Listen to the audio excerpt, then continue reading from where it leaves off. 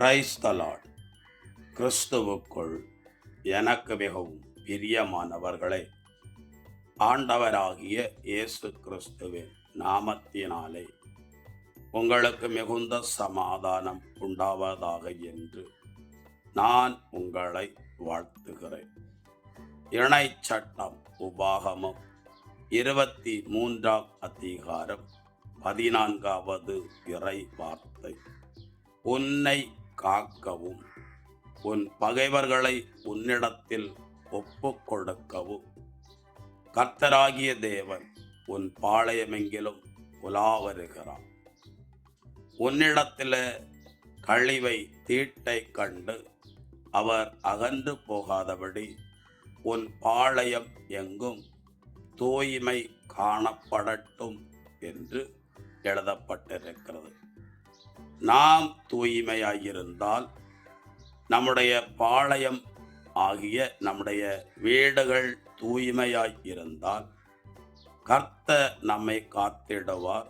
இரண்டாவது, சத்துருக்களை நம்முடைய கைகளிலே அவர் ஒப்படைப்பார். பிரியமானவர்களே, இன்று உங்களை நீங்கள் பரிசுத்தம் பண்ணிக்கொள்ளுங்கள்.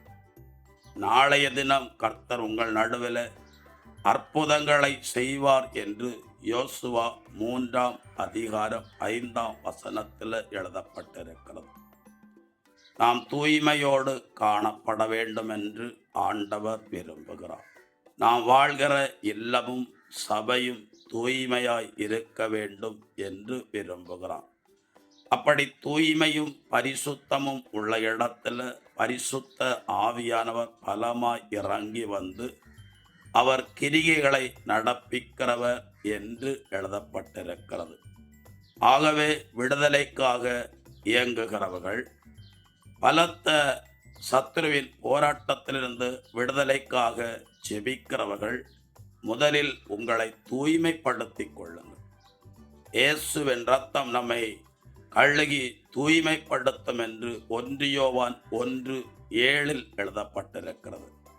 நாம் தூயோராய் இருக்கும்போது தூய்மையுள்ள தெய்வம் நம்முடைய நடுவில் இறங்கி வந்து, பிரியமானவர்களே, நம்முடைய சத்துருவின் கையிலிருந்து நம்மை விடுவிப்பார். சத்துரு நம்மை மேற்கொள்ளாதபடி நம்மை பாதுகாப்பார். God bless you.